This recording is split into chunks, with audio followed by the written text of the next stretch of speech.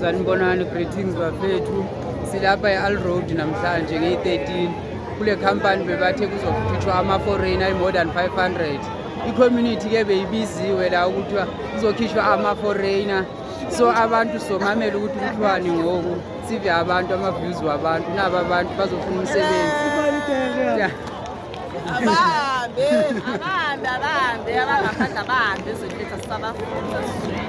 Niyazivela ke bafethu abantu bathi badiniwe ama-foreigner. Asazi yeni nanithini sokuyela kuni sisimamele futhi simamela sibambe nabanye abantu.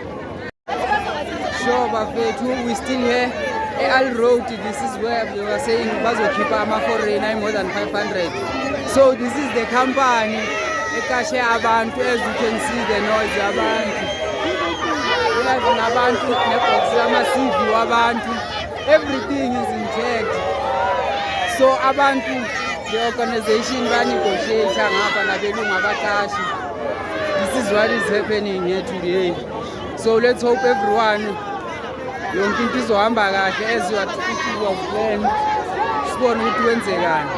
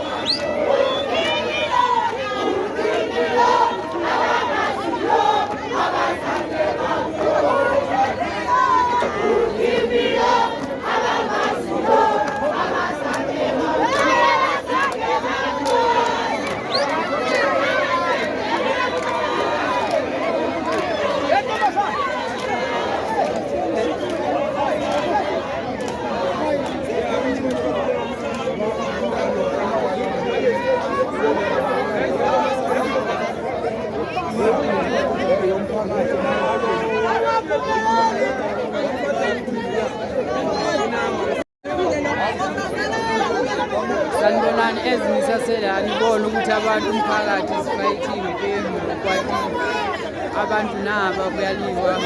So the leadership has gotten inside ukuthi badiscusse babone ukuthi how many foreigners are employed in this company. Siyabonga.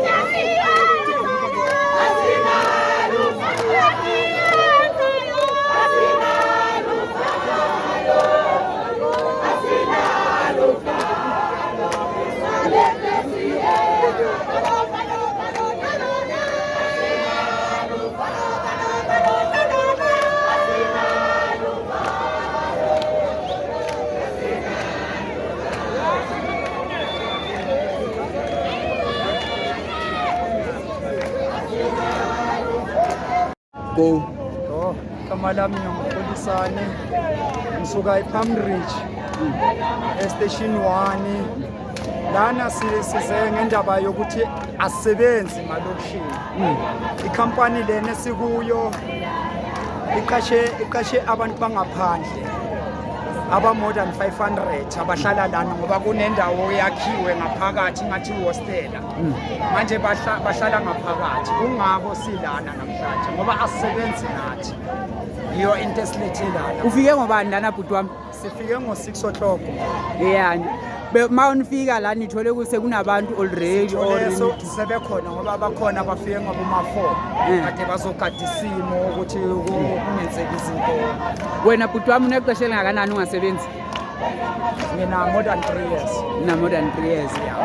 So njengoba since ulana bathini abelungu labantu enibathole la nale leadership? Leadership isangenile seyangaphakathi sayokhuluma sayoxoxa nabo nabelungu ngaphakathi. Yeah. Anyabonga ke bhuti wami kakhulu ne. Go. Sanibonani bahlali basethokoza Spirit Cultural Zone. Sifike la ngo-4 o'clock. Safaka ama-CD ngo-6 o'clock. Ubani wena bhuti Igama kani? lami ngiyubongani. Yes. Yeah, ngihlala eThokoza. Yeah. What bani? What 56. Okay. Yeah. Sure. Ufike la ngobani isikhathi? 4 o'clock. Into ekulethela yini bhuti wami? Msebenzi. Uzubathela kwenzakala? Bathela size la siletha ama-CD ngo-6 o'clock. Siwalethe khona lana. Siwalethile ama-CD. So siloku simile la sithakatholi answer. Kahle kahle sifune answer. Bakhiphe la mangokoko lawa bawafakela. Ngene thina. Abantu bala SA South Africa. Yes. And njengoba uyazi njengoba nime kanje ne bathathe abantu abayi10 ne ama leader ukuthi bayongena lapha ngaphakathi bayobheka. Bawathathe la banitshelile. Mamela mabawathathe but ukuthabanye yena sihamba naye. Ngoba sibonisile ukuthi sivuse kuseni kahle afika ngesikhathi sakhuluma naye. So manje babhizi lana amalila lawa afike manje ekuseni. Yeah. Afike manje ngoma 9:10 lawo dala sifikile thina. Dala sifikile thina. Dala ka. So iCV lakho mhlawumbe wena mawufika la ngo6 bewunamba bani uthole kunabantu abayingakho. Credit yami yos2. Box number yos2. Box list 2. Yeah. Number 2 box. So since box. Since ulana bhuti wami wena ucabanga ukuthi uthandazela ukuthi wenzakaleni. Bangithathe ngisebenze. Unabantwana abayingakho bhuti wami? 4. Unabantwana abayi4. Yeah, 4. Unesikhathi esingakanani ungasebenzi? Siningi awuthiyama. Yeah.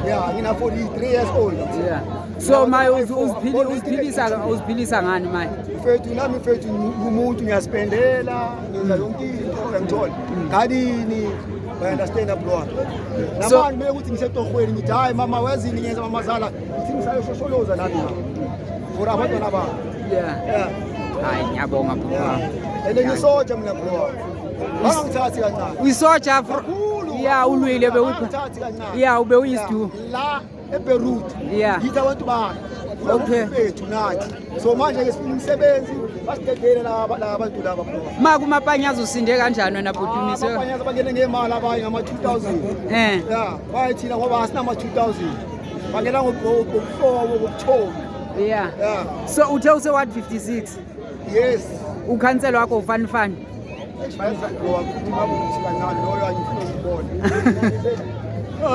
All right. Yeah. Ngiyabonga bhuti wami. Khuluma. Yeah, alright. Igama lami uFreddy. Yeah. WaKwaMdabula. We are here as young people as South Africans. Yeah.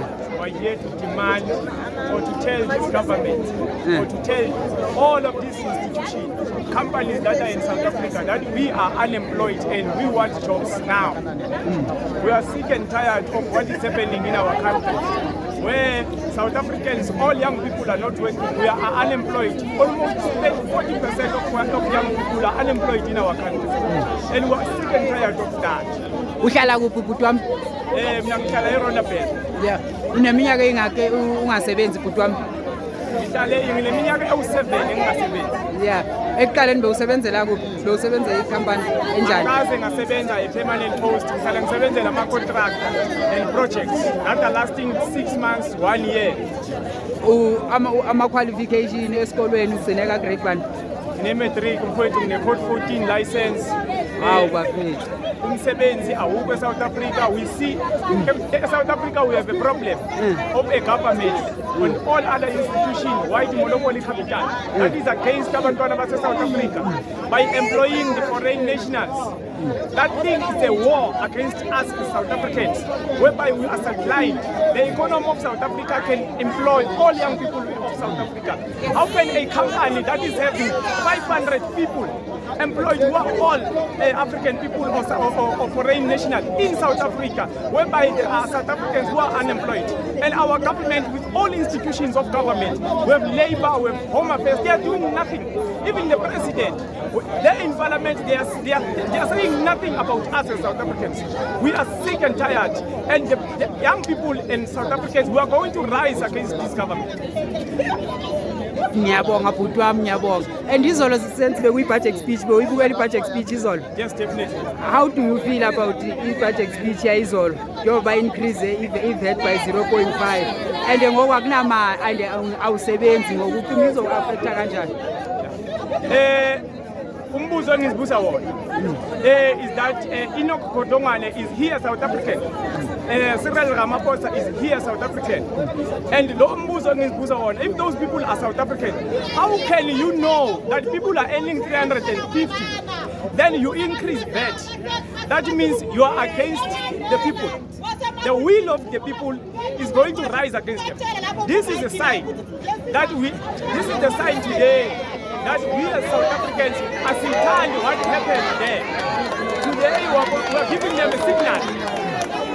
Thank you. Kunjani mama, ngicela uzintroduce ubani igama lakho? Igama lami ngumAmerica Lekawu. Ngihlala ngokuhlala eMabotini extension 10. Ngize la eKatlehong eAl Road ngizofuna umsebenzi. Manje ngifika lana eAl Road ebathi bafuna abantu base kuna Al Road North, kuna Al Road East. Batho ngabe so I'm lost ukuthi I'm a South African. So kumele ukuthi mina ngimakethe kuphi ngoba ngiyi South Africa. Mangifika la bathi mina ngoba ngisuka le angeke ngize ngiqashwe. Kumele ukuqashwa abantu baseMandela angibazi ukuthi bona bamela ukuthi bayaqashwa la eKatlehong. Mabe siya kwamanye ama-companies like boma Wakeville, Bosberg abaqashwa nabo na ngoba sisonke singama-South Africa sifuna umsebenzi silambile akumele kanga ukuthi basikhethele ukuthi kumele ke sisebenze kuphi. I understand. Yebo ngiyabonga baba. So ubani okutothe abafuna abantu baseMabulton bafuna abantu bala eMandela kuphela? Ngizwe ile abantu abangena ngaphakathi I think ukuthi bahamba nekhansela yala eKatlehong ngazi ke ngabo ke masifika lana bebambe imic basho ukuthi la baze ukuthi bazoqasha abantu baseMandela. I understand. Angazi ke thina ukuthi siwela kuphi ngoba singama South African. I understand. Belong like South Africa. I understand. Ngiyabonga kakhulu. Njengoba ngazi ke wena ngokuyibona kwakho ukuthi njengoba uphethele ngakho uyibona kanjani lonto le? Ayikho right ngokuyibona kwami. Ngizela ngilambile. Ngishiya abantu Unabantwana abayengaki? Nginabantwana abane mntakwethu. Omunye sisi bashiya ngo4. Ngizala ngithi ngizomaketa manje ngiyamangala ukuthi mangifika lana kuthiwa least makebeke i-announcer ukuthi otholile uthola umsebenzi. I understand. Ongatholanga akatholanga besizokwamukela. I understand. Noma ukuthi announce ukuthi manje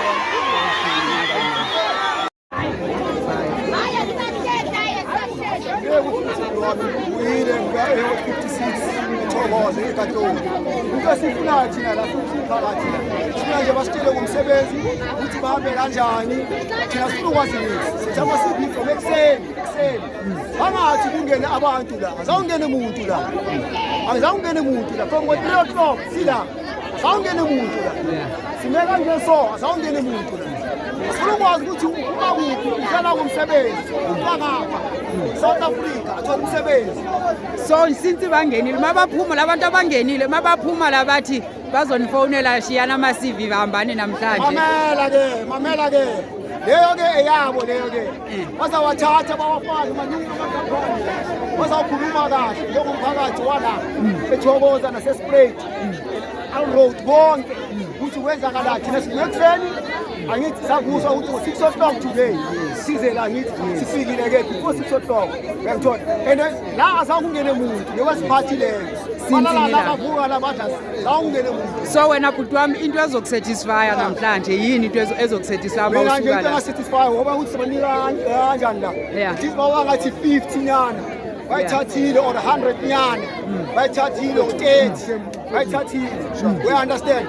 Hayi ukuthi sonke la singaba ngabo not ayisebenzi kanjalo.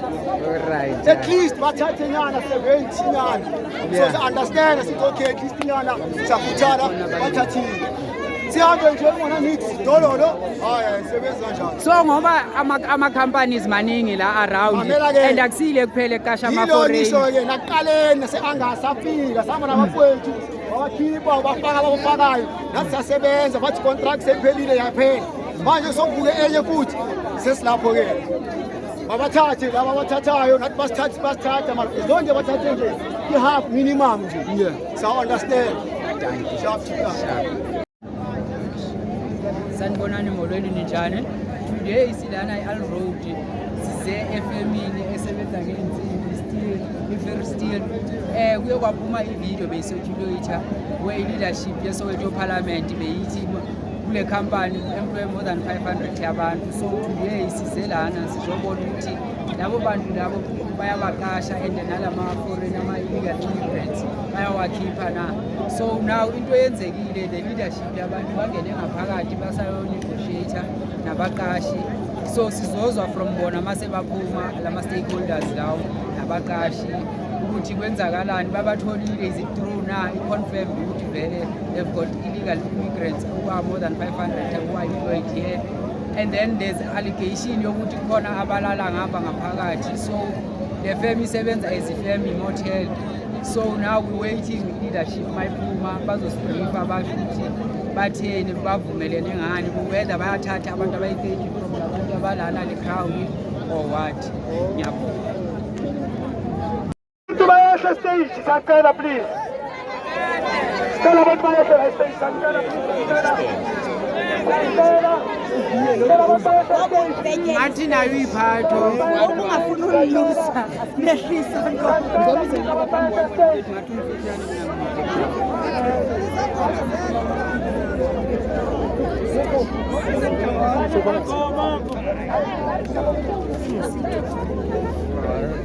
All right, mamelani ke. Into engayisho ukuthi bazonikeza report ebesihleli nayo ngaphakathi. They will give you a report that we sat down inside and we spoke with the management. And some of the company representatives, is part and parcel of the representative company. So into sikalayo more than anything, siyacela discipline. Ngoba mamelani, what is important lana ukuthi I will be zolala kahle mina mangifika endlini ukuthi the people that we called behaved in a nice way, did what they came to do and went back home with a good report. Sezona good people. So into sikalayo leyo ukuthi usonikeza uSpuda will say something, Kim will say something, then besesike siyavaka. Ngithi good people. Hear the report good why nifike like seni and I want to say it before ngibanikeza on a very serious note. When I'm standing here, I'm not proud, but it's hurting me to see how many South Africans who are suffering looking for jobs. This must never be pride to me to say, but the thing is, we have seen our government has to see this. The unemployment rate in South Africa. We didn't do this Lana Pella, we did it in Cosmo. Next week we'll be doing it inside Joburg. Says on good people. And engines like Kalamani that's when a corner. We spoke and then they said it now. But as from now on, these companies that are around here, they must be visited. Says on good people. Yeah. So all these companies that are here, all these companies that are here, they must be visited. So bengifuna nje indlela mamelani ke into besikela nje ukuthi sizonika kunabantu abamesikhathe eside la. So besikela nje ukuthi uphume ireport then bese siyadisperse. Ngithi ngiyabonga.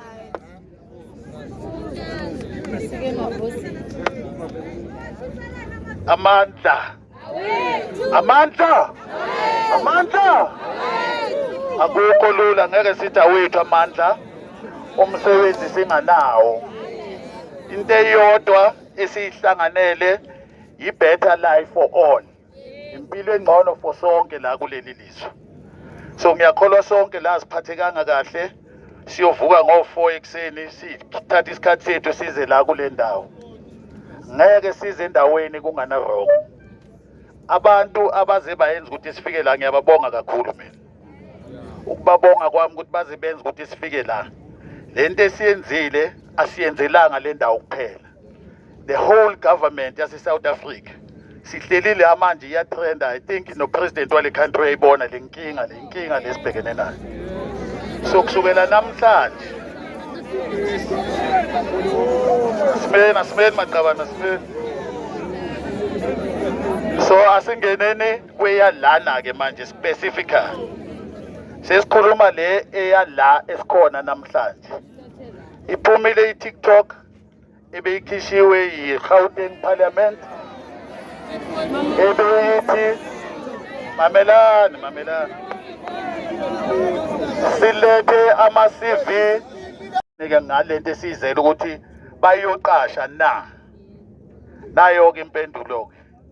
Ngizobeka le mpendulo kube vele kuba yiyo ke into esiyitholile ephelele. Bese issue yethu ukuthi sibuyele emakhaya si safe. Impendulo ke ama-CV yakhona baqalele ngawo manje bawafakile phakathi ukuyowa capture ukuwafaka phakathi ku company yabo. Besifune 500 to 700 afika ku 7,000 or 8,000. No 8,000 yithi bonke abantu abana. Angisho. Enjalo simameleni sokwazi ukuqeda. Kukhona kumele babuyele emakhaya kunezinye izinto kumele siyozenza emakhaya. Afikile kama-CV bawa capture bathi okungeke yenzeka ukuthi kuqashwe namhlanje. Sine memorandum angisho esihambisile esithi ke siyabancedisa ukuthi thina siyilungise lento ukuthi baze babe nespace sokuqasha inamba enkulu yakule company yabo ekungasiyiyo kuphela nezinye amanye ama opportunities abathi banawo azayo abaqalele kulena ke bese thina sizohlala nabo to make sure ukuthi bayenzile. Ubaba beseka ichazile ukuthi sizothi in 2 weeks ithi memorandum ithi basiphendule before 2 weeks ukuthi bayifundile lento ukuthi bakhipha ama illegal immigrants nabantu okungase abala eSouth Africa. Bese kuthi ku 2 weeks basitshele ukuthi sebanama opportunities ayingaki kwabantu abazobafaka manje and going forward.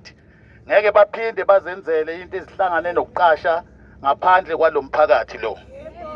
So yiyo into enjalo khona akukho okuningi engathi singathi kungaba nama question nani njengoba sihlukana namhlanje uzobuyela futhi kuchaza ukuthi niyobuya ngaliphi ilanga kodwa abazobuya kuqala abazobe baqashiwe.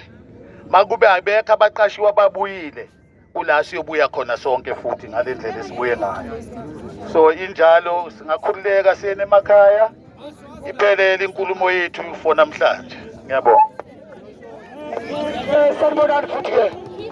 All right. Kimi, I want you to say something. Sanibonani. Ufuna ukuniqambela amanga. Into yala iyolunga silwile kakhulu. So, i-company seyizeyajwayela ukwenza izinto ezirong.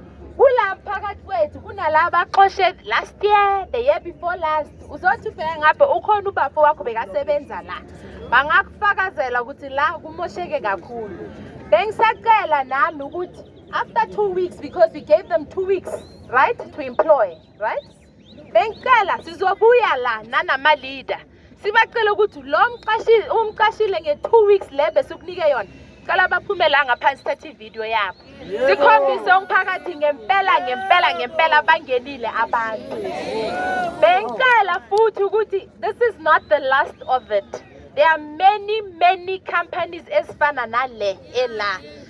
Please let us know. Angithi niyazi ukuthi umphakathi ureporta kanjani. You have seen it on TikTok, you have seen it ninama council as well, members of the community. Please let us know ukuthi sibavakashele. The more unemployed people we have, the more problematic it is for us. So every time singanibiza sithi hey masiyani kuphi kunabantu bangaphandle siyabalanda. We'll do the same exercise. Eventually companies will learn ukuthi akudlalwa ngomuntu omnyama. Enye futhi ngiyanibonga kakhulu of coming out in numbers and being so well behaved. Mangifika la ekuseni bengithuke kakhulu bengitshela upresident la ngithi yo if la bantu badicide ukuthi siyahlasela angazi ngiyobamba bani ngeke bani la. But ngiyabonga kakhulu. It goes to show gore we are just poor and unemployed. We are not bad behaved people. So ngiyanibonga kakhulu nami 2 weeks sizothatha ivideo sifuna ukubabona la bangenile. If abekho ukuthi la ngendaba. Siyamthanda siyabonga. Can everyone disperse siyacela ke. Siyabonga, thank you. Siyabonga.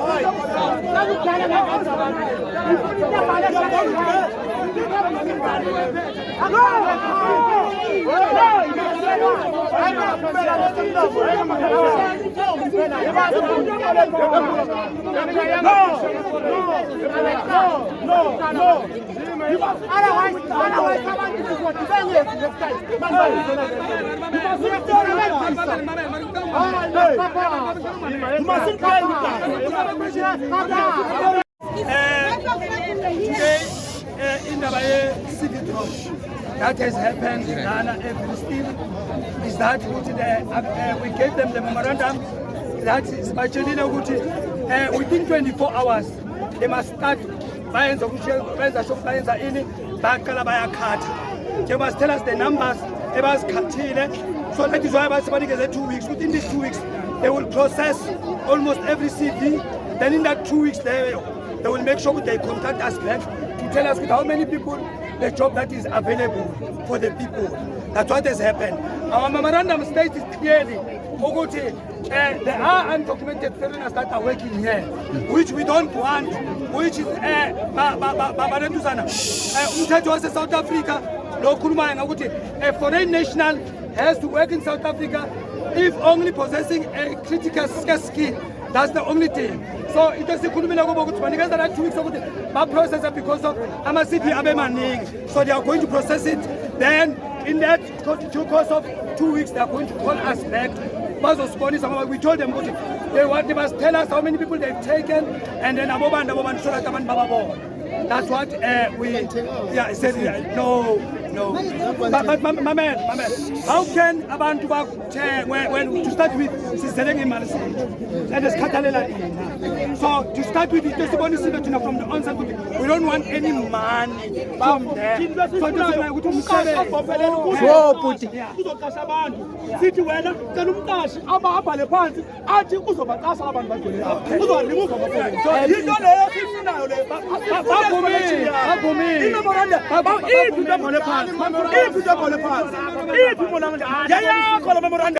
Besimele bayiqedile indaba ye-meeting then 2 weeks for the feedback leyo kuzosheka concerning ama-CVs ne-shortlisting nokuzokhethwa.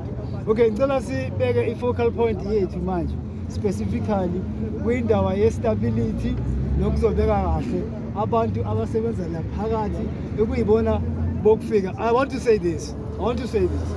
Singabuki ngeso labantu bokufika ngeso lwenzondo nokungasabafuni. Ngoba nami ngizosuka ngeMozambique kusasa ngidinga amathuba okuphila. Ngifuna ukwamukela. So now it's not like we are chasing them away. Into esiyilelayo manje la ukuthi ake nabo njengoba nathi endaweni zasemsebenzi kufuneka maphepha enhlalakahle nokokufika ama-IDs. Nabo ake focus ekuthenini uma ngabe ungenela wasebenza is that very person unawo amaphepha yini kokuba nayo eMzansi konke. You must remember kune-act ka-immigration yokuthi umuntu okufika unomthetho ukuthi kufanele asebenze kanjani, umsebenzi uthola kanjani la eMzansi or kuphi. There is an Immigration Act. Yonke into eyenzekayo esebenza ngomthetho. Nabo bokufika abaxoshwa umuntu nabo bayifunele impilo. Sifuna babe ne-paperwork yokuthi basebenzela ngokomthetho. Makuwukuthi bathathwe ngama-qualifications la ekhaya asithi babaphume ngokuthi bekhulu. But if umuntu usemshinini ye-operator la ukuthi babefuna i-operator unamaphepha une-passport and everything, loyo ngeke simkhosalishe kakhulu. The thing ekuyi-cry yethu ukuthi umuntu ekuwukuthi uze la ula kwayena to start with illegally akavumelekanga ukuthi abe la ekhaya and then also uyasebenza la ekhaya. Mina ngiphethe i-ID and then ngine-trade ngifundile and then anginawo umsebenzi. Ile question, one of the things ekufuneka manje feedback next week naye niyenze i-focal point ukuthi mayelana nabantu bokufika please sicela ukwazi inhlalakahle yabo la ekhaya kokuqala. Number 2 baqashwe kanjani. And then nale ndaba yabo yokuthi kungabe ne-stability sama-employees baxoshwe nje esithubeni. But ngicela niyenze i-focal point yabantu bokufika. You must remember one thing, inumber esila kule group ye-meeting ela kunenumber yayo ela possibly abantu bokufika abanganamaphepha abasebenzayo.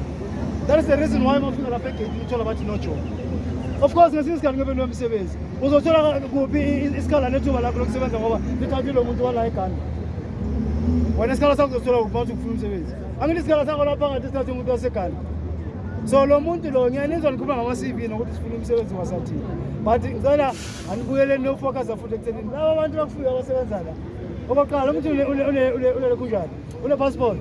Okay, ungene kanjani la? And then ukuhlala kahle inhlalakahle yabo then sodila ngalokho emva ngiyacelela ukuze if baze ngomkhonyovu akaphumi and then alukusendaba kubele ekhaya kuwo and then omunye umntana odadewethu noma ubhuti la esikhaleni saloyo ophumile akwazi ukuthi athole ukuthi that's my point. Unemployment bafethu is real. Abantu basuke eSoweto bahamba ngale moto le bazolayishwa emuva manje bayabuyela bebathola ilift. So yeah, unemployment bafethu uyabona abantu babuye ekudeni babuye eSoweto bazolayishwa ku-Bakery ku-delivery truck all the way from Soweto to East Rand eKuruleni bafethu Al Road. Just imagine ukuthi what is our government doing to our black sisters and brothers and our mothers and fathers. This is the situation right now in Al Road. Abantu they came here, they were promised jobs but there's nothing happening. Thank you bafethu, just observe what is happening. Siyabonga bafethu.